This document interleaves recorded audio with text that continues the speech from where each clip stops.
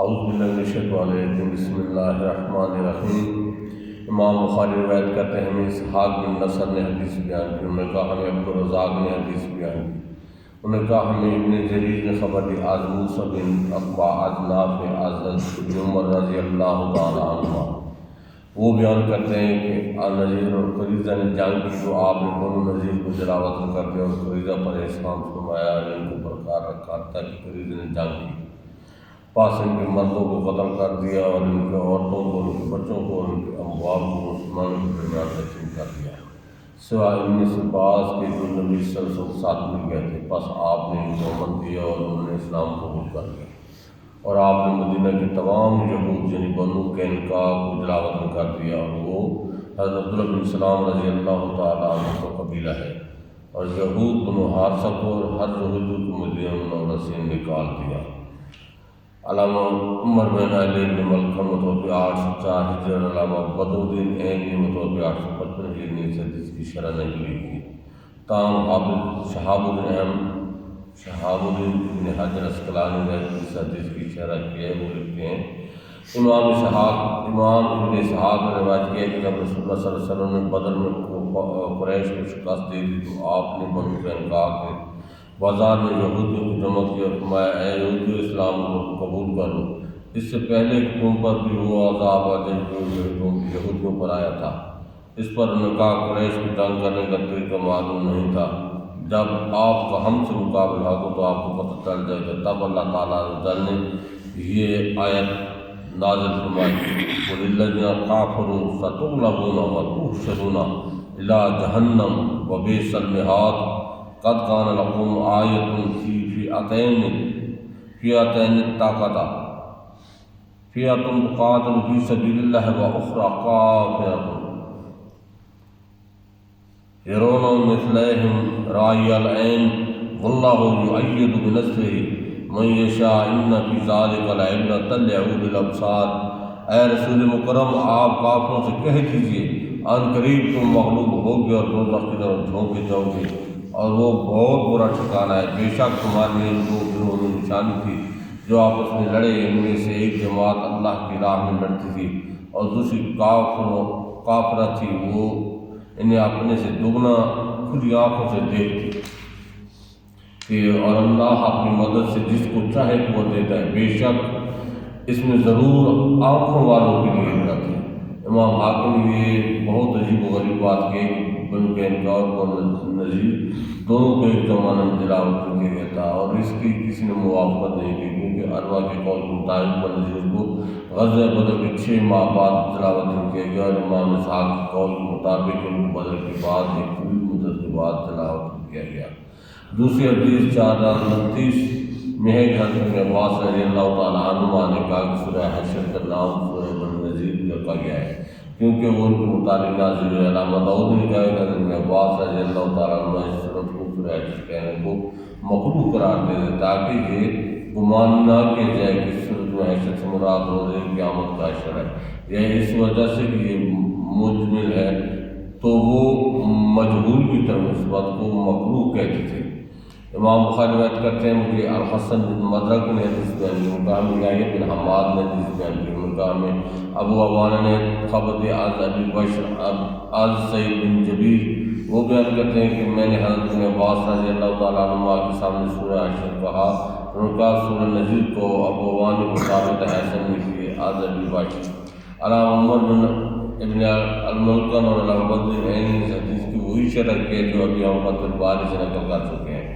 امام بخاری روایت کرتے ہیں ہمیں عبداللہ بن ابی الاسود نے حدیث بیان کی، کا ہمیں معتبر نے حدیث بیان کیا، وہ بیان کرتے ہیں کہ میں نے انس بن مالک رضی اللہ تعالیٰ عنہ سے سنا کہ انصاری مرد نبی پاک صلی اللہ علیہ وسلم کے لیے کھجور کے درخت مخصوص رکھتے تھے تاکہ آپ کی خدمت میں کھجوریں بھیج دی جائیں، حتیٰ کہ اللہ نے آپ کو قریظہ اور نذیر پر فتح عطا فرمائی، اس کے بعد آپ ان کو وہ کھجور واپس کر دیا کرتے تھے۔ امام بخاری روایت کرتے ہیں آدم نے حدیث بیان کی، ان کا ہمیں لیث نے حدیث بیان کیا حضرت عمر رضی اللہ تعالیٰ عنہ، وہ بیان کرتے ہیں کہ رسول اللہ صلی اللہ علیہ وسلم بنو نذیر کے کھجور کے درخت جلوا دیے تھے اور کٹوا دیے تھے، یہ درخت مقام بویرہ میں تھے۔ اس موقع پر یہ آیت نازل ہوئی تم نے کھجور کے جو درخت کاٹے ان کو ان کی جڑوں پر فرض چھوڑ دیا تو یہ سب اللہ کے اذن سے ہوا۔ بنو نذیر کے درختوں کو کاٹنے پر یہود کے اعتراض کا مفصل جواب۔ علامہ عمر بن علی بن ابن ملکم شافعی متوفی 840 حدیث کی شرح میں لکھتے ہیں، اہل تعویل نے کہا ہے کہ جب یہود نے یہ اعتراض کیا کہ آپ ہم کو فساد کرنے سے منع کرتے تھے تو درختوں کو جلانے اور کاٹنے سے بڑھ کر اور کیا فساد ہوگا، تو مسلمانوں کی ایک جماعت کے دل میں یہ اعتراض بیٹھ گیا۔ تب اللہ تعالیٰ نے سورہ حشر آیت 5 کو نازل فرمایا، اس کی تصریح صحیح بخاری 4882 میں آ رہی ہے۔ اس آیت میں لینتا کا لفظ ہے، اس کا معنی ہے اجوا اور برنی کے علاوہ دیگر اقسام بھی کھجوریں۔ علامہ داؤد نے کہا ہے اس سے مراد اجوا ہے۔ اس کا دوسرا جواب یہ ہے کہ آپ نے ان کے باغات میں صرف ان چیزوں کو جلوایا تھا جو لوگوں کی غذا نہیں تھے، اور لوگوں کی غذا اجوا کھجور کی حدیث میں ہے۔ حضرت ابو ہریرہ رضی اللہ تعالیٰ عنہ بیان کرتے ہیں کہ رسول اللہ صلی اللہ علیہ وسلم نے فرمایا الاجوا جنت سے ہے، اجوا کا پھل سب سے عمدہ غذا ہے، برنی بھی اسی طرح ہے۔ الفران ابن سنس میں ساتھ حضرت ابن عباس رضی اللہ تعالیٰ سے روایت کی کہ رسول اللہ صلی اللہ علیہ وسلم نے اس دن الاجوا کے سوا تمام درختوں کو کاٹنے کا حکم دیا۔ بس اللہ تعالیٰ نے جو ارشاد ہے کہ تم نے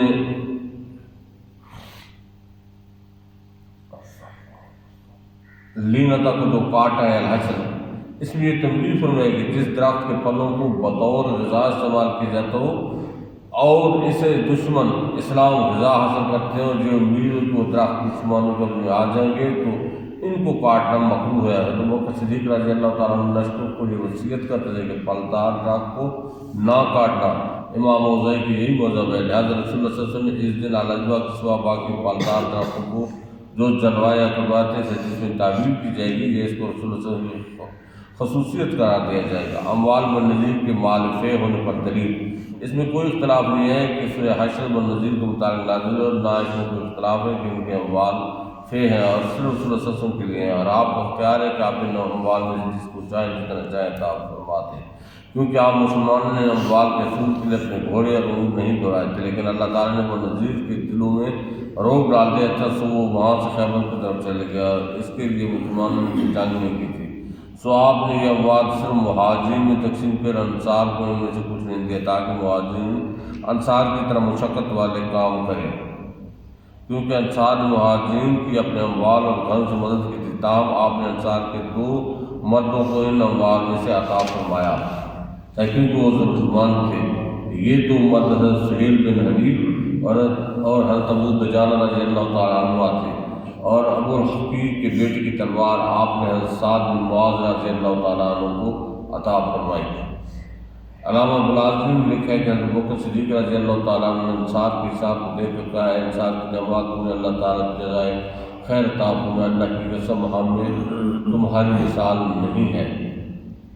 البغیرہ اور لینتا کے معنی، حافظ شہاب الدین احمد بن علی بن حجر عسقلانی متوفی 852 حدیث کی شرح میں لکھتے ہیں، اس حدیث میں البغیرہ کا لفظ ہے، اس کا معنی چھوٹا سا گڑھا، اور یہ مدینہ منورہ اور تیماک زمین مشہور جگہ، یہ مسجد قباء کی مغربی سمت میں ہے۔ سورہ حشر 5 میں لینتا کا لفظ ہے، یہ کھجور کے درخت کی قسم ہے، اس کے ذکر خاص اس لیے کہ یہ دشمن کے درختوں میں اس کو کاٹنا جائز ہے، جبکہ اس کو خوراک کے لیے استعمال نہ کیا جاتا، کیونکہ وہ لوگ اجوا برنی کو خوراک کے لیے استعمال کرتے تھے، نہ کہ لینا کو۔ الفران نے کہا کہ اجوا کے سوا درخت لینڈ ہے۔ درختوں کے کاٹنے میں مذاہب فقہاء مبذر محمود بن احمد عینی متوفی 855 لکھتے ہیں، امام اوزاعی نے کہا ہے کہ حضرت بکر صدیق رضی اللہ تعالیٰ نے پھلدار درخت کو کاٹنے سے اور آبادی کو ویران کرنے سے منع کیا ہے، اور بعض مسلمانوں نے اس پر عمل کیا ہے۔ امام شافعی نے کہا ہے کہ دشمن اسلام کے امیر کو جلانے اور اس کے پھلدار درخت کو کاٹنے میں کوئی حرج نہیں ہے۔ امام احمد نے کہا ہے کہ اگر کوئی درخت ایسی جگہ ہو کہ اس کو جلائے بغیر کوئی چارہ نہ ہو تو پھر اس کو جلانا جائز ہے، اور اس کو فضول اور بے فائدہ جلانا جائز نہیں ہے۔ اسحاق نے کہا کہ دشمن اسلام کی جگہ میں درختوں سے ان کو جلانا سنت ہے۔ علامہ عینی نے کی تفسیر میں متعدد اقوال ذکر ہیں، مگر اس کی تفسیر میں علامہ ابن ملکم اور علامہ ابن حجر کی شرح کافی اور وافی ہے۔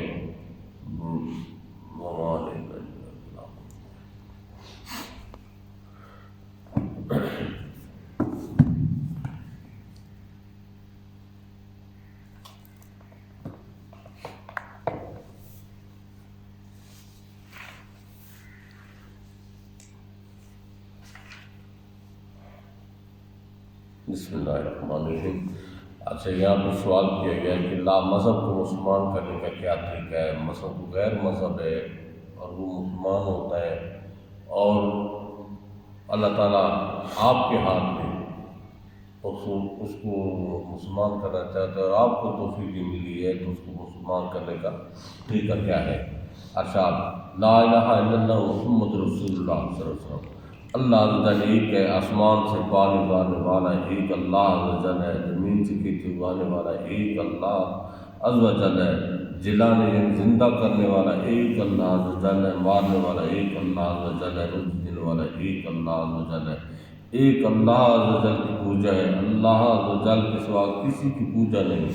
لوگ اللہ عز و جل کے سوا جن کو پوجتے ہیں وہ سب جھوٹے ہیں۔ اللہ عز و جل نے اپنے بندوں کو سچا راستہ دکھانے کے لیے اپنے نیک بندے بھیجے، جن نبی اور رسول کہتے ہیں وہ جو کچھ خدا عز و جل کے پاس سے لائے وہ سب حق ہے۔ میں ان نبیوں اور کتابوں پر ایمان لایا، ان میں سب سے بڑے سب کے سردار محمد صلی اللہ علیہ وسلم ہے۔ وہ جو کچھ اللہ عز و جل کے پاس سے لائے سب سچ ہے۔ میرا دین مسلمانوں کا دین ہے۔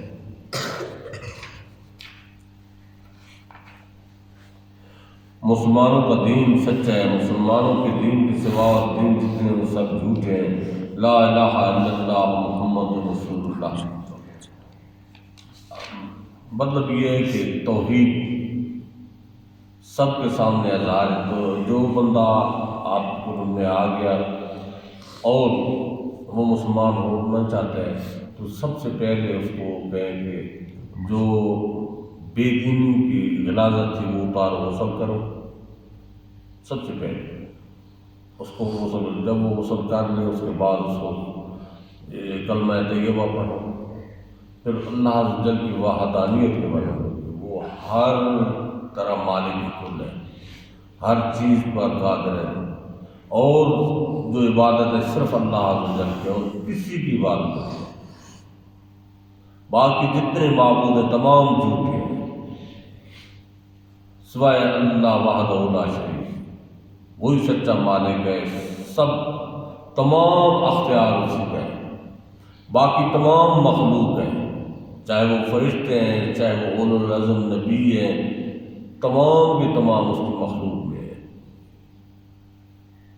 تو جو خالق ہے وہی برتر ہے، وہی اعلیٰ ہے، وہی افضل ہے، وہی لائق عبادت ہے، اس کے علاوہ اور کسی کی عبادت کسی صورت نہیں۔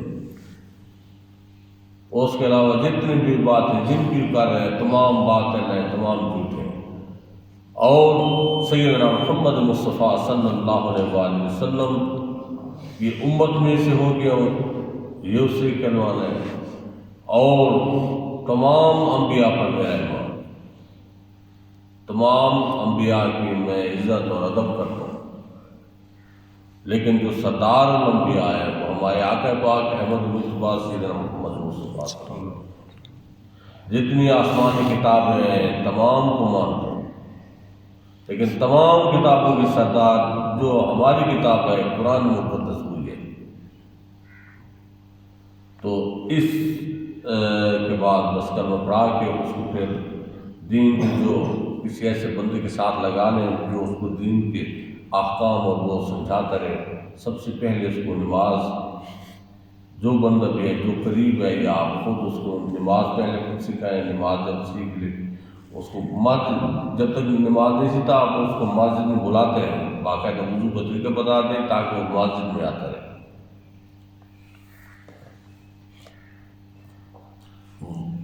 وسوسوں کا علاج، دل میں وسوسے آتے ہیں اس کا علاج، وسوسے کے دفعہ دور کرنے کے کیا کریں؟ آمنت باللہ ورسولہ هو الاول والآخر والظاہر والباطن وهو بكل شیء علیم، یعنی میں اللہ اور رسول پر ایمان ہے، وہی اول وہ آخر، وہی ظاہر و باطن ہے، وہی ہر چیز کو جانتا ہے۔ پڑھنے سے وسوسے رفع ہو جاتے ہیں، بلکہ صرف آمنت باللہ ورسولہ ہی کہنے سے دور ہو جاتے ہیں۔ آمنت باللہ ورسولہ، ٹھیک ہے نا، آمنت باللہ ورسولہ کہنے سے جتنے وساوس ہیں دور ہو جاتے ہیں۔ ریا کے لیے نماز روزہ کا حکم، اگر ریا کے لیے نماز روزہ رکھا تو فرض ادا ہو گیا یا نہیں؟ معاذ اللہ، فقیر نماز روزہ ہو جائے گا کہ مفسد یعنی نماز یا روزہ توڑنے والا کوئی کام نہ پائے گا، ثواب نہ ملے گا، بلکہ عذاب نار کا مستحق ہوگا۔ روز قیامت سے کہا جائے گا او فاجر، او غادر، او خاسر، او کافر، تیرا عمل خبط یعنی ضائع ہوا، اپنا اجر اس سے مانگ جس کے لیے کرتا تھا۔ یہی برائی ریا کی مذمت کو کافی ہے کہ میدان حشر میں پکار ہو گئی کہ جس کے لیے تو نے جن کو دکھانا تھا اور جن کے سامنے تو اعلان کرتا تھا کہ میں روزہ دار ہوں، میں تہجد گزار ہوں، میں نوافل ادا کرتا ہوں، میں نمازیں پڑھتا ہوں، میں قرآن، اب ان سے کہے کہ وہ تجھے اس کا اجر ہے۔ تبارک شریف کا مقصد تبارک بعد مرنے ہی کی ہو سکتا ہے، یعنی زندگی میں بھی کر سکتا ہے، اور مقدار سوا من صحیح ہے یا نہیں؟ اچھا، ہر سال کرے یا ایک ہی سال؟ تبارک شریف سے مقصود ایصال ثواب ہے، اور شریعت میں اس کی کوئی مقدار مقرر نہیں، جتنا ہو اور جب ہو، پاک مال و خالص نیت سے اللہ جل کے لیے ہو، مرنے کے بعد ہو یا زندگی میں ہر سال کرے کوئی حد نہیں، بلکہ مقرر کر کے موقوف نہ کرنا چاہیے۔ سورہ ملک کی فضیلت،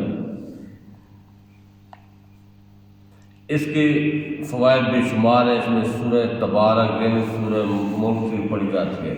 اس سورہ کریم کے برابر عذاب قبر سے بچانے والی اور راحت پہنچانے والی کوئی چیز نہیں۔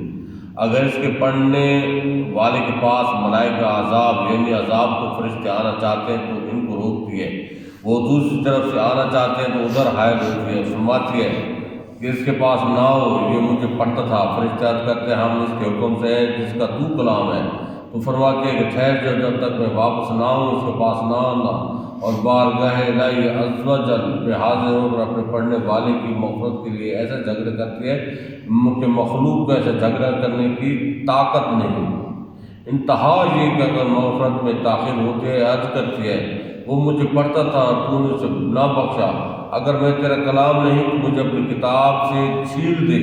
اس پر ارشاد باری تعالیٰ ہوتا ہے جہاں ہم نے اسے بخشا، وہ فوراً جنت میں جاتی ہے اور وہاں سے ریشمی کپڑے اور آرام تکیے اور پھول اور خوشبوئیں لے کر قبر میں آتے، فرماتے ہیں مجھے آنے میں دیر ہوئی تو گھبرایا تو نہ تھا۔ پھر بچھونے بچھاتے تکیے لگاتے ہیں، فرشتے باحکم رب العالمین واپس جاتے ہیں۔ یہ سورہ ملک کے انعام ہے، ٹھیک ہے نا؟ تو یہ پڑھا کریں سورہ ملک، رات کو ضرور پڑھا کریں، عشاء کے بعد سورہ ملک کی اپنی عادت بنے اور ضرور سورہ ملک پڑھا کریں، یہ بخشش کے لیے بہت اعلیٰ انعام ہے۔ خواب میں کسی کو بعد وفات بیمار دیکھنا، حضور ایک شخص نے اپنی لڑکی کے انتقال کے بعد دیکھے کہ وہ علی بیمار اور برہنہ ہے، یہ خواب چند بار دیکھ چکے ہیں، کل اب آگے اس کا حل آپ بتا رہے ہیں۔ کلمہ طیبہ 70,000 مرتبہ معدوشی پڑھ کر پڑھ دیا جائے، انشاءاللہ پڑھنے والے اور جس کو بخشا ہے دونوں کے لیے ذریعہ نجات ہوگا، اور پڑھنے والے کو دونوں ثواب ہوگا، اور اگر دو کو بخشے تو تگنا، اسی طرح کروڑوں بلکہ جمیع مومنین کو رات کی سال ثواب کرتا ہے، اس نسبت سے اس پڑھنے والے کو ثواب ہوگا۔ اب یہ کنسیپٹ ہے کہ کہنا میرے ثواب بخش ہے والدین کے لیے تو ممکن ہے، پر میں آگے بخشوں تو وہ ان کو ختم ہو جائے گا، نہیں، ان کو بھی اتنا ہی جائے گا، آپ پوری امت کو بخشتے ہیں، آپ کو بھی اتنا ہی، اس سے زیادہ ملے گا۔ یہ اللہ تعالیٰ کی رحمت ہے، ٹھیک ہے نا؟ ایصال ثواب کی برکتیں اب یہاں پہ اسی کو ثابت کیے گئے ہیں۔ شیخ محی الدین اکبر کی یہ آ رہی ہے حکایت آ رہی ہے، حضرت شیخ اکبر محی الدین ابن عربی رحمۃ اللہ تعالیٰ نے ایک جگہ دعوت میں تشریف لے گئے، آپ نے دیکھا کہ ایک لڑکا کھانا کھا رہا ہے، کھانا کھاتے دفتن یعنی اچانک رونے لگا۔ وجہ دریافت کرنے پر کہا کہ میری ماں کو جہنم کا حکم ہے اور فرشتے اسے لیے جاتے ہیں۔ شہر میں یہ لڑکا کشف میں مشہور تھا۔ حضرت شیخ اکبر محی الدین ابن عربی رحمۃ اللہ تعالیٰ کے پاس یہی کلمہ طیبہ 70,000 مرتبہ پڑھا ہوا محفوظ تھا۔ آپ نے اس کی ماں کو دل میں ایصال ثواب کر دیا۔ فوراً لڑکا ہنسا. آپ نے ثواب ہنسنے کا دریافت فرمایا. لڑکے نے جواب دیا کہ حضور میں نے ابھی دیکھا میری ماں کو فرشتے جنت کی طرف لیے جا رہے ہیں. شیخ اسعد فرماتے ہیں اس حدیث کی تصدیق مجھے اس لڑکے کی کشف سے ہوئی اور اس لڑکے کا کشف مجھے اس حدیث سے ہوا. تو 70,000 دفعہ کلمات یہ اپنے کارڈ میں بھی ہے، درس میں بھی ہے، بیت حکم میں بھی ہے. روزانہ جو ہے نا آپ 100 مرتبہ پڑھیں. اگر 100 مرتبہ روزانہ پڑھتے ہیں تو یہ 3,000 مرتبہ ایک مہینے میں ہو جاتا ہے. ٹھیک ہے نا، چند سالوں میں یہ 70,000. لیکن آپ اگر آپ ریگولر ہیں اور روز پڑھ رہے ہیں تو اپنے سالوں کو کاؤنٹ کر لیا کریں اور یہ اپنے بزرگوں کو بھی دیا کریں. صرف اپنے بات کو بات نہ رکھیں، آگے لوگوں کو فائدہ ہو. جب ان کو فائدہ ہوگا تو پھر آپ کو اس سے زیادہ فائدہ ہوگا انشاءاللہ. باقی یہ کل ہوگا. عذاب روح پر ہوتا ہے یا جسم پر، ٹھیک ہے نا انشاءاللہ. ٹھیک ہے. وما علینا الا البلاغ.